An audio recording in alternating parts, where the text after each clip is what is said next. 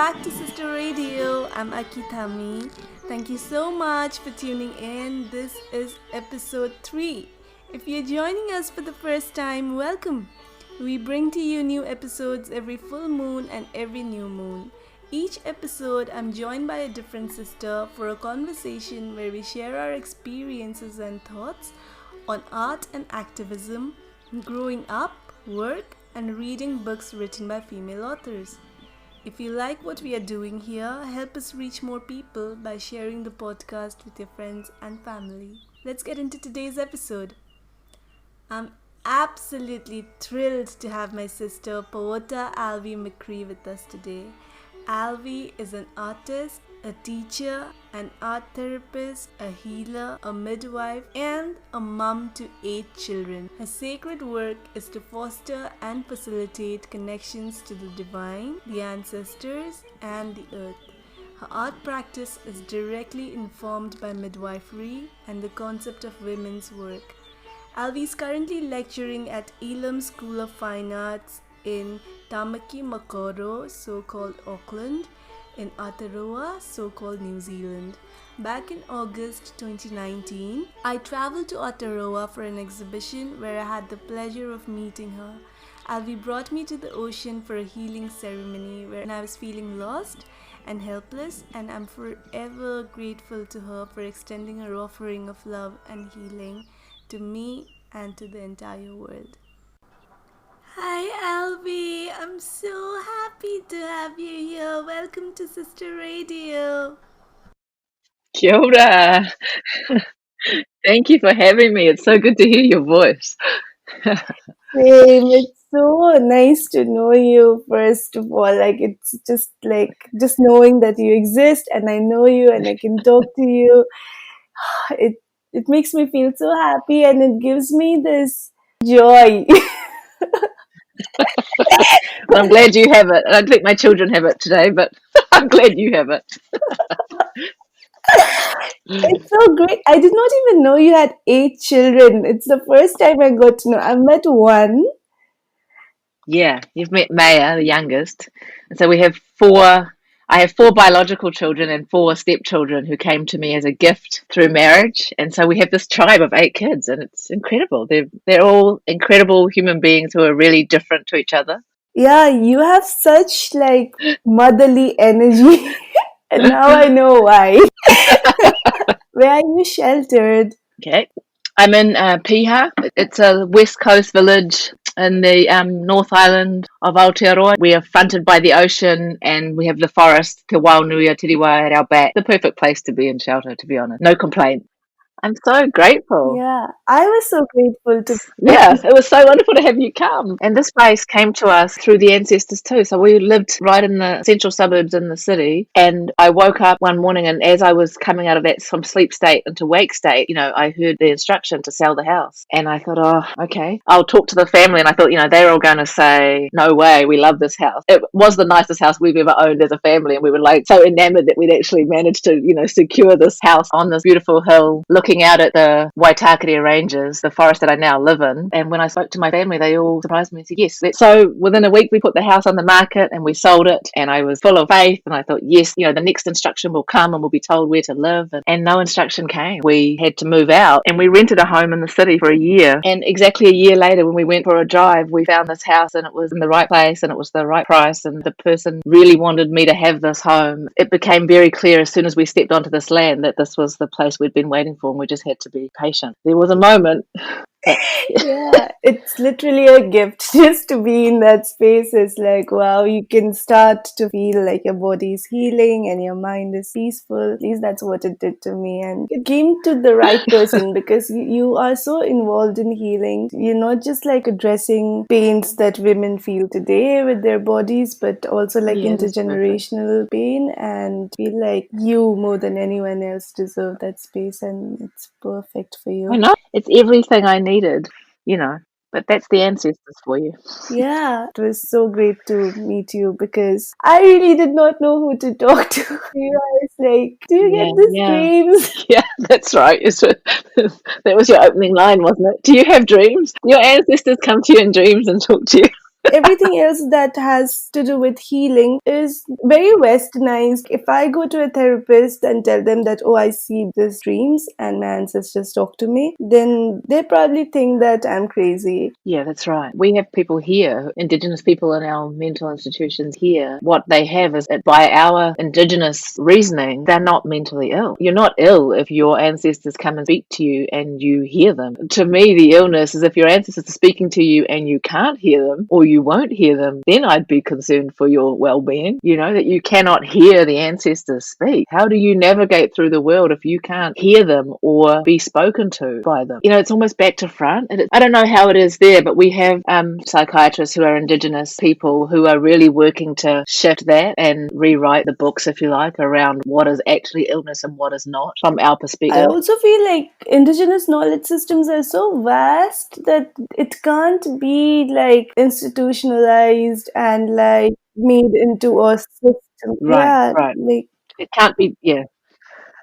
Yeah, right. You can't put it in a textbook. Well, as soon as you do, you've missed yeah. something. You can't contain all of Here, it. it's like nobody even cares to think that indigenous knowledge practices are actually science. It's not valid. Like, it does not exist at all. And even if people are practicing it, they are Right. seen as primitive practices which are not good for people. And there is a lot of intervention to stop indigenous practices, and it is seen as backward. Right, But yeah, right, we live in a very right, like weird country. There's no recognition of right, indigenous right. people to start with. Before Yeah. we go any further, Alvie, can you tell me about the current COVID situation in Aotearoa? Anyone who's been watching the sort of global news will know that, you know, that Aotearoa, New Zealand, has kind of dodged a bullet in the sense that we've had a very small number of cases. We closed our borders very early, which meant that everything was contained and dealt with. And we've just opened up our borders again to receive citizens of our country coming back home. So coming back home, we've had a few more cases come through. But in our community, currently there's no transmission. So we're back to kind of normal life, really. We're really lucky. We've had weeks of lockdown and now we're kind of, life is normal, except that it's not quite normal. Everybody's walking around a little bit It's so changed. wonderful. Everything in New Zealand seems so perfect all the time. I don't know how you guys get it right all the time. You know, that's a myth. Let me bust that myth right from the start. There are lots of things Yeah. about this country that are not perfect. Yeah, a lot of things that even with the indigenous resistance, like I could see that it's done very differently, like how the authorities deal with vendors. It's very different from what I have experienced. Yeah, that's right. The police and people in authority are not so quick to resort to Mm. violence as a means of controlling and managing the people. You know, the two generations before us of Indigenous Maori resistance has kind of paved a way. Since we're a small island, the entire country in some way is affected by that resistance. Either you know someone who marched or you are marching yourself. Some way you're close enough to the action to know that violence is not the Mhm. solution. But it hasn't always been that way. We had Bastion Point where the police were really violent in that land occupation, and I think they learned that it wasn't the right response. What we also have is Maori woman filmmakers. So we had Merata Mita who documented the Bastion Point land occupation in the 80s, and everybody saw. And so you could see on the screen the policemen who were being violent and Mhm. abusive. You could see who was on the side of right and who was on the side of wrong. Maori Indigenous artists using the tools at hand to tell our Mhm. story and to tell the truth from our Yeah. perspective kept activism in this really effective place. Yeah. I watched the documentary and I also watched the other one that's Yeah, up on yeah. Netflix now about Mirata Mehta's life that her son has done. That was nice to watch as well, to know what was happening inside of the family. Yeah, that's right. I didn't know any of that until I saw it. Yeah. Even though the resistance is there, I feel like a lot of people think of New Zealand as a white country for adventure sports. And I don't even know Right? there's Maori representation when it comes to sports like cricket. Yeah, but when I came there, it was very refreshing to see indigenous people everywhere. I could see indigenous people being very unapologetically themselves. It's something that I don't quite see in most occupied We're places. a small island nation, you know, so we're concentrated into a small area. You're going to bump into Indigenous people at some point. It's not, you know, I mean, you think about Turtle Island and that landmass, it's huge. Mhm. Yeah. Yeah, but also like they have these reservations even here in India because of the caste stratification and the untouchability. We are just put into fringes, and the term marginalized becomes very real in that sense. Tell us about your family. You're black and you're Maori, so to be indigenous and be black and a woman. And a woman, I know. I once had a professor who said to me, "Oh my God, you've got all three." My father's from the Caribbean, so he's Garifuna from Urumain. The English name for Urumain is St. Vincent in the Caribbean. And he lived in Barbados before he came to New Zealand and met my mother and married her. He was in the Merchant Navy. In the Caribbean, it's one of the most common ways that young black men can kind of escape and make a life for themselves. The ship that he was on came here quite often. My Māori mother was a university student. The ships used to throw parties, and so my mother was one of those young women who went to the party and met this guy. So they got married and had 2 children, and my father then died. He died a month after my first birthday. Connection with the Caribbean was just kind of cut. We know who we are. I know where I'm from. I've been back as a child. Our mother took us back, and I've been back as an adult and taken my own children. But I wasn't raised as a Māori Afro-Caribbean. I describe myself as a black Māori because that's how I was raised. And my mother's Ngāpuhi from the far north, Whangaroa, which is a tiny little fishing inlet. We're direct descendants of Honeheke, who is famous in Aotearoa for chopping down the flagpole after the Treaty of Waitangi was signed, and they raised the British flag to acknowledge it. He chopped the flagpole down. We are descendants of Ruatara, who brought the missionaries to our shores. That's part of our legacy. I love how you can literally like go back to your bloodline. That's so amazing to be able to do that. It's amazing to see that they are indigenous people who can actually go back to their history that easy because everything is properly recorded. It gives me so much hope. Aotearoa is such an important place for indigenous people to go to and learn from and to see how things can be preserved. And that was the thing that I noticed most when I went to the Caribbean, because we went to stay with my father's sister in Barbados, and I had another one of my father's sisters staying in Urumain and St. Vincent. For me, it was a quest to kind of get all that stuff, get all the lineage stuff, who are the ancestors. And I was surprised that they couldn't name. They could name, sort of go back 1 or 2 generations, and that was it. For us, it's really important to be able to name, your lineage. But I hit a wall every time. There were just no answers. They couldn't say who my great-grandfather was on my father's side. Yeah, I think it's also systemic. People are forced to forget a lot of things, and they keep changing the names of the places that we live in as well, and so that makes it more and more difficult for people to remember things. And sometimes it's also extremely harshly punished when people don't adhere to these rules that are put up by the authorities. So for indigenous people to know where we actually come from and to be able to connect with our ancestors, it gives us a lot of power, and then it is actually stripping us of that power. And it was very thought out and decided. Your dad passed away when you were really young. So I was wondering if you had any black people in your family or in your neighborhood, or were you and your siblings the only black children that you grew up with? Oh, so glad you asked me this question. My favourite thing to talk about. No, we had no one. So I have an older brother who's 4 years older than me, and then there was me, and then my father died. So that was it. We were the only black people in our Māori family because my father died. Even he wasn't here to kind of represent. There are no other black women in my family. So, can you imagine? I'm thankful that I grew up in an Indigenous family, but to grow up and never see your own image. I was the only black kid in my school all the way through. I was 20 years old before I sat across the table from another black woman and ate a meal. It was hard in a way that I couldn't voice, and it's only now when I think back that I feel the emotion of that 20 years of never seeing your own reflection. It's just so hard to place yourself and identify yourself when you don't even at least have an example. For me, my reflection was on the TV screen, African American TV. It was Whitney Houston, it was New Edition and all these groups, The Cosby Show, all these kind of pseudo-black people who were kind of all caught in a machine too. So it turns out that wasn't even a real mirror, it was some other thing. And so my daughter is only the second black woman in my family here. And it was when my daughter was born that something in me healed. I mean, you don't have children to heal yourself, and yet that's exactly what happened. And I talk about it with her all the time and say, you have the one thing that I never had, which is you have another black woman in your family, someone that you can sit across the table from and at least decide whether or not you want to be like them or want to be the antithesis of them. At least you have that option. And also to have someone who understands, who you don't have to explain in great depth. Right? You can just Yeah, you can throw a comment and they get it. You don't have to give the backstory, or you don't have to explain why this hurts you, or they just know. Mm. It's Oh my goodness, Alvie.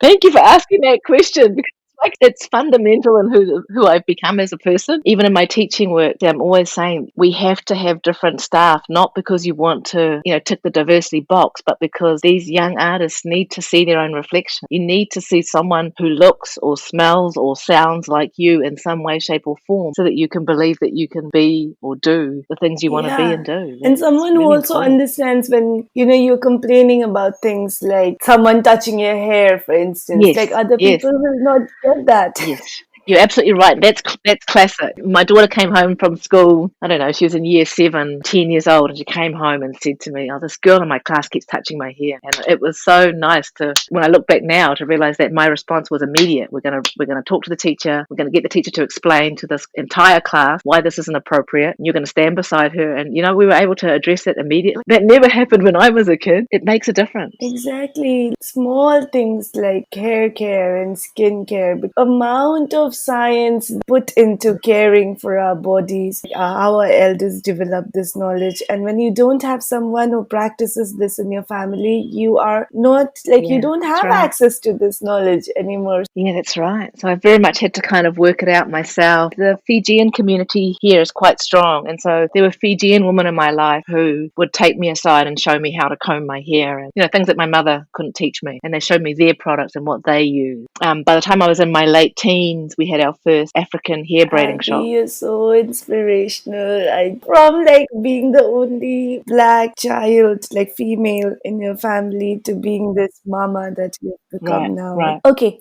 I'm going to ask you about your work. How did you feel called upon to start practicing your healing work? Oh, that's a good question, to be honest. I grew up around all of that life, so it wasn't foreign to me, to this idea of, one way of being in service, being to offer healing to others or to offer space for others in which others can heal themselves. So that wasn't new to me. But when I was working as a midwife, so much of the work that I ended up doing that wasn't kind of taught to us at midwifery was the kind of healing work. There were a lot of women that I worked with who were single women, pregnant on their own, about to have a baby, nursing a broken heart, and that became the thing that really called to me in that practice, much more than the clinical aspect of providing care and catching a baby, all of which is wonderful. The thing that I would take home with me at the end of the day would be the heartache recognition that women would have, that they were repeating a cycle, that they were living something that other women in their lineage had lived too. And I started to ask questions of myself around sort of what comes down through the lineage and how can that be healed. And I got really sick myself. I was really unwell, physically unwell. It was an emotional and a spiritual, psychological illness, but it manifested physically in that I could barely stand up and I was in extreme pain. I was in hospital for maybe 5 weeks and they couldn't find what was wrong with me, but they wouldn't let me go either. Eventually, we went home and my mum organised for me to go and sit with a rongoa Māori healer. I went to her every week for healing, and she was able to bring me through, and it was that work that healed me and brought me back to wellness, equilibrium, mentally and emotionally and in my body. And I think that's when I made the decision that was the kind of work that I wanted to be offering in the world, that I wanted to be in that space. It's a great story.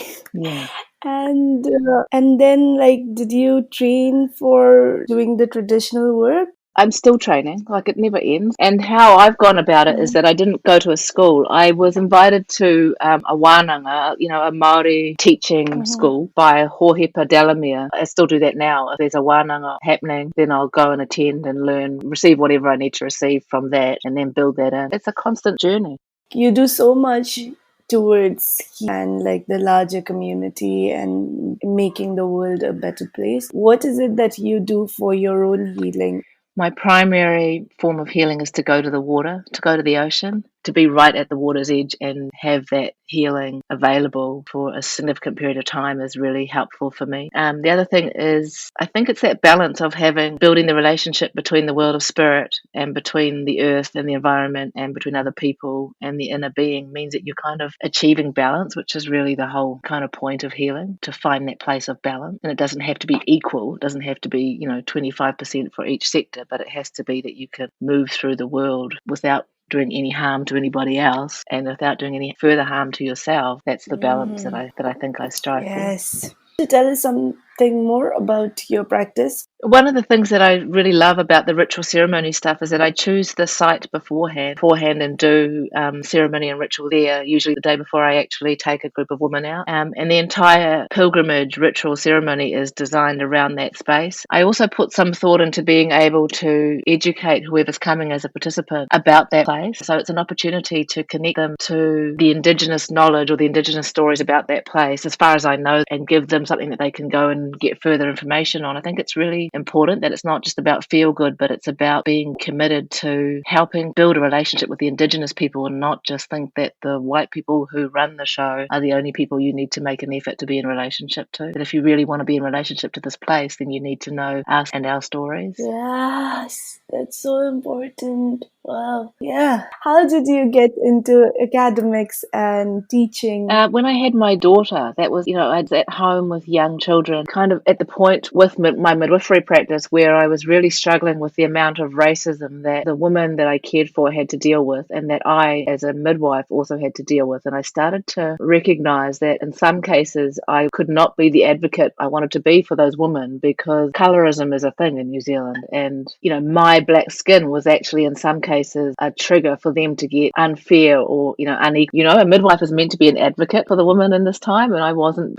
able to do that because of the racism of the system. I was, in some cases, I was a liability. At that time, I was practicing both as a home birth midwife and a hospital midwife, and so my first reaction was just let go of hospital midwifery. But then I had my youngest child, and there was the opportunity to take a break, and while I was in that space, I started to really kind of reconfigure my life. So I took a break from midwifery, thinking that what could I do differently when I get back in? But while I was on the break, I started painting and writing poetry again and, making little videos. And it's the strangest thing. I completely reoriented. Something happened in that space of painting and writing and just working creatively while I was being a mum. And before I knew it, I was signing up for a painting class. And then I finished the painting class and I woke up one day and said, I'm going to go to art school. Applied to art school, got into art school, went from being an art student to becoming a graduate teaching assistant. And the next thing I know, I'm an academic teaching it in art school. Now I understand why you need that black mama who will stand up and fight for her kid in that space, because it's a very white space. And these kids come in and they're incredibly talented and they're incredibly enthusiastic. They just can become either invisible or get kind of pushed into one particular corner that says, you're brown, so you should make art about this and only this. And now I find myself in that space, stomping my feet around and saying, this has to change and that has to change. And doing for those young artists what I've done for my children all the way through their education, which is to go into the school and fight. So,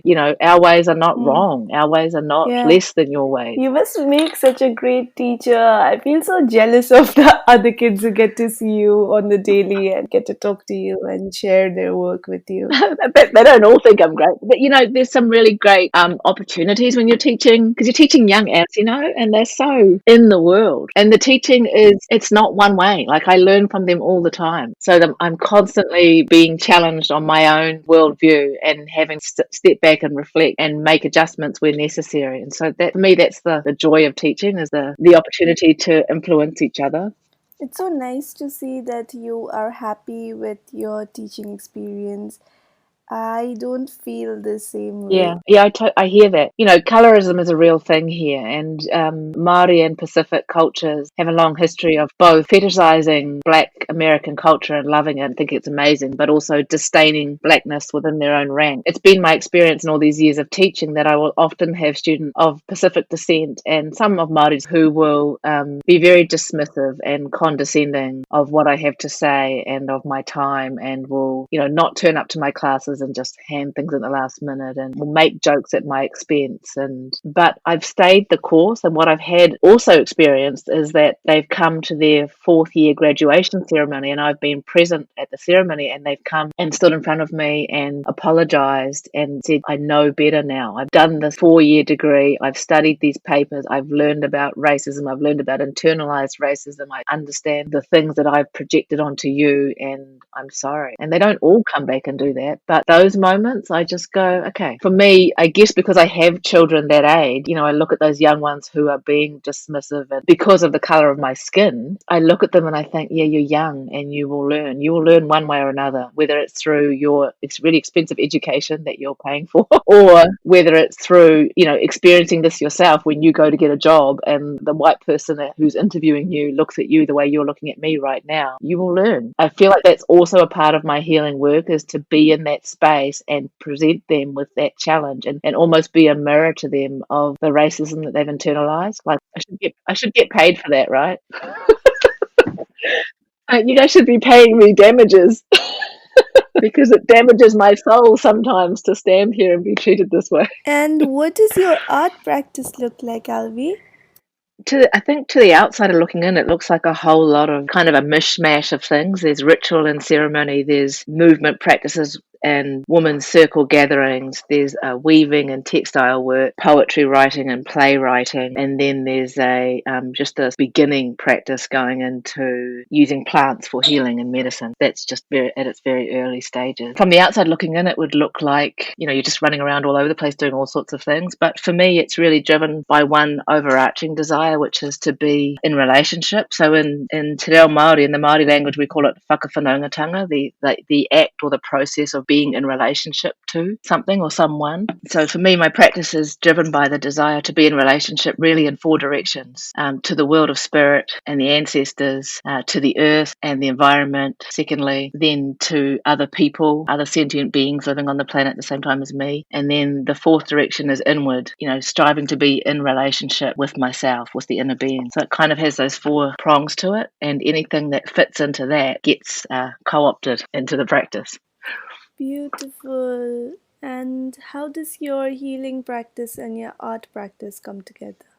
The healing practice, I guess both of it comes together in the sense, I don't believe in a healer who puts their hands on people and makes them better. But for me, my work is much more about calling in sacred space and creating rituals and ceremony that allow others to step into the sacred and receive healing for themselves. And so that's where it intersects with my art practice, in that I hold circle gatherings for women, and we do movement to music and drumming. There's ritual and ceremony and prayer. Prayer not in the sense of being on your knees and talking to a god, but using Polynesian tradition of hula as a form of prayer. So we dance our prayer for ourselves and for each other. It's all primarily creating a space in which people can come and be healed or heal themselves. Yeah, wonderful. What is the best thing about your practice as a midwife? Honestly, it's that moment when, particularly when a woman is a first-time mother, where she will turn to you and say, I don't think I can do this, or I can't do this. And, you can look her dead straight back in the eyes and say, what do you mean? You are doing it. This is it. This is labor. The thing that you're saying you can't do, you are in the process of doing it. And usually that moment is the pivotal point, when within minutes you have a young mum beginning to push her baby out. And there's always that moment where you think you can't do it, is actually that crucial moment where you can be the voice in their ear or right in front of them saying, there's no can I or can't I do this. You are actually doing it. It's incredible. And that has translated into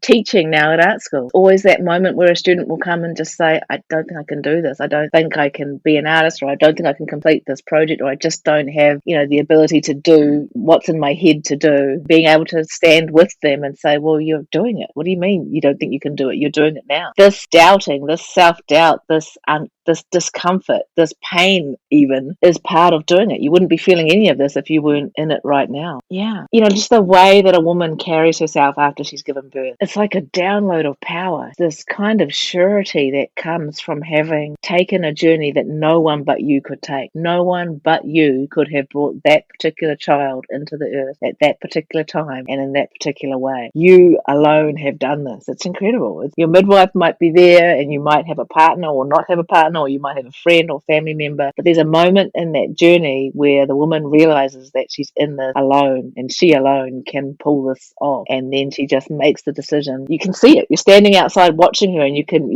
just know that she's having that mental moment, and then she's making a decision that, okay, I have to do this, and it's all me. Like, no one actually can do this for me. And the power that she carries and that kind of emanates off her after she's come through that and given birth, there's nothing like it. Oh, makes me want to have another baby. It's incredible, and you carry that around with you for so long. It's so empowering. Birth isn't always all sweet and lovely. Lots of things can and do go wrong for some women.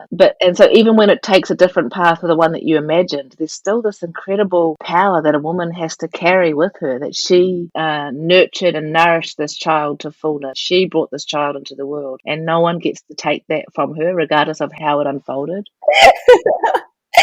Yeah, and it must be so empowering to you as well to witness this power.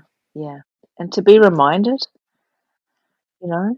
I was wondering if you have any advice for young aspiring practitioners. Yes, I do. I think first of all, I mean, not to put them in hierarchy, but just first of all in my head, is that you have to decide who you deem to be an authority in terms of the knowledge that you are interested in seeking or amplifying, so that you don't get caught up. I see this all the time with students who are Indigenous or students of colour who try to validate their Indigenous learning or their inherent, innate understanding of the world from their worldview, from their culture's perspective, and they try to validate it in light of white male theoreticians. So they'll talk about some deep esoteric Indigenous knowledge, and then they'll try and look at it in light of Deleuze and Guattari, or and I'm just like, you don't need to validate. We don't need to validate our knowledge through their lens. Like, don't waste energy on. Decide for yourself who are the authorities and experts in the field or fields that you're particularly interested in moving in. Bring them to the fore. Honor them as the experts they are. Take their knowledge that they offer and use it in your practice, but don't feel like you have to somehow subvert or submit their teaching to a higher authority called Western knowledge or the Western canon, or don't do that. That's the first thing. The second thing seems counterintuitive, but I would say hold back on sharing your material with people who are not Indigenous or who don't get your kaupapa, your I don't know what the English word is for it.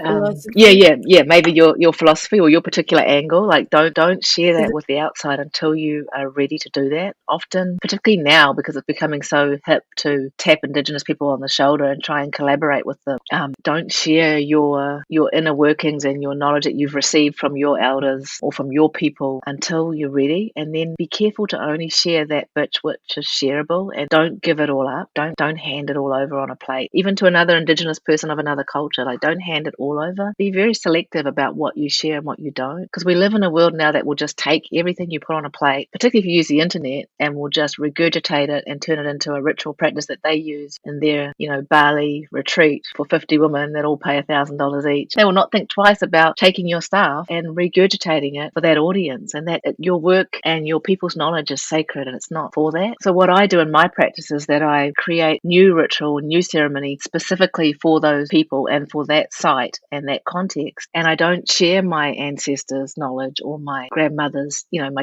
teachings or my learnings from the land here. Sacred knowledge that belongs to my people, that is not mine to give away. It's not mine to share, because I know that once I offer a ritual or a ceremony, I don't have control over what people do with that. People might go home and immediately recreate it with their own circle. So I am careful to separate out the knowledge that belongs to my people from just creating a ritual or ceremony myself for the context. It's perfect. It's brilliant. It's important to be mindful of all of these things, especially as Indigenous practitioners now, because we do want to reclaim what has been stolen from us and what has been lost. But, we don't also want it to be co-opted by the museum and like the gallery system industrial complex. So it's a hard balance. And, to non-Indigenous peoples practicing Indigenous art and practicing ritual and practice, I don't know why they do that. Like, it's high time they should stop. I don't know if we have people like that in Aotearoa, but in India, I'm so tired of them. We don't have it here much because it gets shut down very quickly. Like, people, Māori here we're hypersensitive to that stuff, and so somebody somewhere will jump on it. If you have a public event, that purports to have any kind of Indigenous practice in it and you're not Indigenous, it gets shut down pretty quickly. I mean, I'm sure there's still some people who do it, but it's very hard to get away with it here. Everybody's kind of hyper vigilant about that stuff. Here, when non-Indigenous peoples practice Indigenous art forms, they are given art awards and art grants. It is so exhausting to see this racism in action. like contemporary artists make paper mache sculptures in very like indigenous form and like use dots and lines, and I'm like, you can't do that. Every dot has a meaning. Like every line, it's not decorational. It's no. If you like it so much, don't kill people who make it. Yeah, right. Like make up your mind. You can't have it both ways. Yeah, I mean we're currently working on our curriculum, on a new curriculum for our BFA, and we're very carefully making sure that we write some of that into our teaching, so that course tutors, wherever they are, have an opportunity to really talk about appropriation and why it's not cool. Don't do it. Totally. Great. Can you suggest some books written by women to our listeners? Um, tell you what I'm reading at the moment, and it's all I'm reading because it's all I can bring myself to read right now is a lot of poetry. Reading and rereading Nayyirah Waheed, her first book of poetry, Salt, that she self-published. So good. It's so soul-affirming, and the fact that she self-published it makes it even better. We have a Pacific poet here, Carlo Miller. Her poetry does a similar thing for me. It's just so affirming of our voice and our experience, in this place. It does that thing that you're saying of having another Indigenous person in the room. Her poetry has always been for me that other Indigenous person in the room when I'm the only Black Indigenous person in the room, but her poetry and I just go, yeah, there's someone else in this place who sees things the way I see them, or and not even necessarily agrees with me, but just has experienced what I've experienced and validates. So those are the two main ones. But I've gone back to some of the oldies, the American Sonia Sanchez and Maya Angelou. Just in light of what's happening in the US, I've gone back and kind of been rereading Black American poets who kind of lived through the civil rights era, and who lived through a similar kind of turning of the world that we're living through now, and what they had to write about it as poets. Are there any charities that you know that are working towards helping out people who are affected by the pandemic in Aotearoa that you want to give a shout out to? I don't know that this was specifically helping people that are affected by the pandemic, but I always want to give a shout out to Women's Refuge, because they are committed to sheltering women who have experienced domestic violence. They're always needing support. During lockdown, the domestic violence rates went up as predicted. Their work is ongoing, and in situations like this, their workload increases hugely because of the number of women who become at risk. So they have to have somewhere to house those women and feed them and their children and keep them safe. It's an ongoing thing. Yeah, it's like suddenly the entire world is paying Yeah, attention to like yeah. intimate partner violence, and then they're like, oh, the pandemic is making people do this. And I'm like, no, it's always been like Yeah, that. go for a walk. Well, let me go visit my sister and stay with her. Or, when we were younger, we would go and stay with our friends and stay the night with them or something, so they feel safe. Like all of that stuff kind of got shut down. The ways that women have developed to keep themselves safe, weren't available. Yeah, absolutely. Women's shelter is such an important space to give to, especially during this time. Thank you for making this recommendation, Alvie. You, you're so great at everything you do, Alvie, and I really value you and everything that you have to say. So I'm going to Um, ask you how to be a sister supporter. When Balamahan first told me about you and he mentioned your that I think it was a year of your life, or maybe it's an ongoing thing, that you committed to only reading books that were written by a woman, and he was so his face lit up when he talked about this amazing radical thing, and I looked at him and thought, oh yeah, that's what we do. You know what I mean? Like, that's, to me, that is the way that you support sisters, is that you privilege the knowledge, the insight, the experience of other women, other Indigenous women, other Black women, other women of colour who are, on point. You privilege that knowledge over the knowledge of institutions and the kind of white male theorist, theory, critical conversation. That's an active thing. It's not just going, oh yeah, I listen to the grandmothers, la la la. For me, it comes down to really practical things. Which books do you buy? So your decision to only have those kinds of books in your life for that period of time is an active way of doing that sister support. Because what happens is that begins to completely colour every conversation you have and everywhere you turn and everything you look at or not or don't look at, because of the space you're inhabiting in your imagination and in your internal kind of conversations. My daughter May is 15 now, and we're starting to finally align in terms of the kinds of movies that we want to watch together, and so we've got this commitment to, for the next year only watch films where a black or indigenous or woman of color is the protagonist or is the filmmaker or is the author of the story, so that we begin to heal ourselves and the gap in our experience, which is that we don't see many black indigenous women, on our screens here in New Zealand.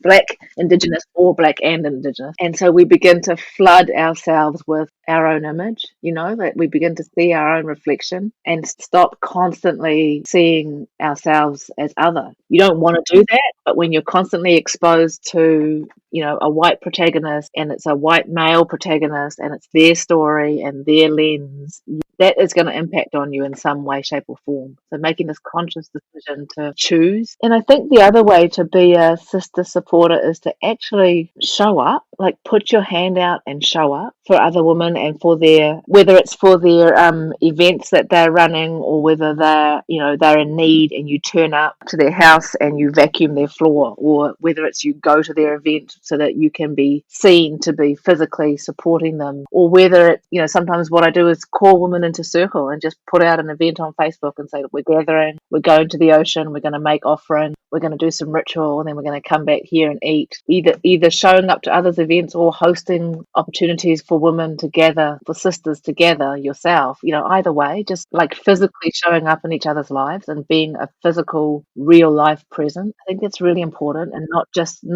being a presence on social media, but an actual, tangible. If you're still in lockdown, if you're still in this sort of situation of having to be socially distant, physically distant from other people, then maybe it's a phone call, rather than a text message. It's actually picking up the phone and letting them hear your voice and hear your support.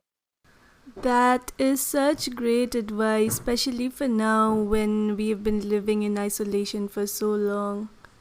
Thank you so much, Alvie. It's been so great talking to you, and you're just so wonderful. And every single time I get to talk to you, and time that I've spent with you, even thinking back at that time, it fills me up with this healing. I feel so happy to just have you in my life, be able to experience your presence, knowing your work and knowing you. It's so great. Thank you for all the healing and Thank the you. love and the sisterhood.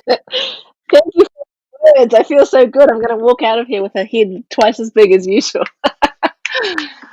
It's so kind of you. You're I don't know. I mean, coming from you, and you work so tirelessly in so many ways and across so many platforms, that I don't know how you do what you do in the climate that you're living in, because it's easy to be me in this particular place, but it takes a different level of commitment to truth and to rightness to do what you're doing there, in a very different society and in a very different setup with very different consequences for the pursuit of justice out loud.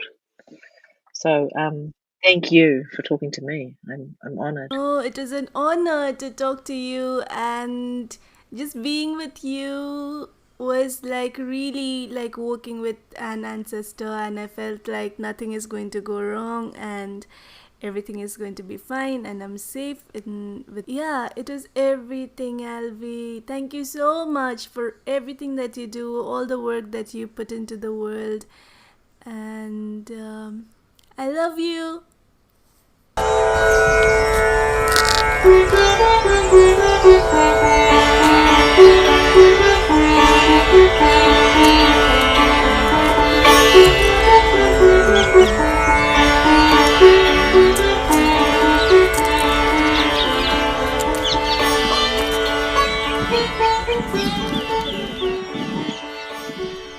Thank you so much. much for joining me for today's episode of Sister Radio.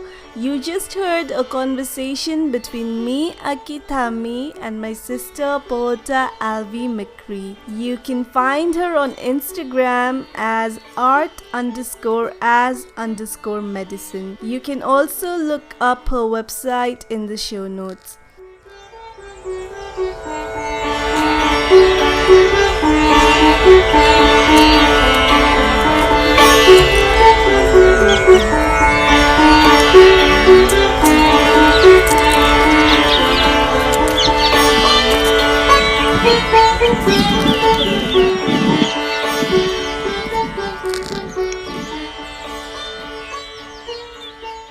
If you'd like to support Sister Library, you can check out our crowdfunder.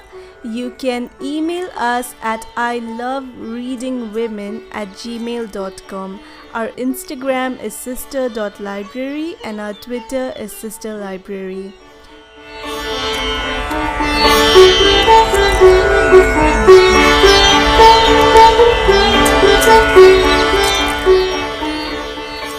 Music for Sister Radio is composed by Shasha Patel. See you next time and keep celebrating women.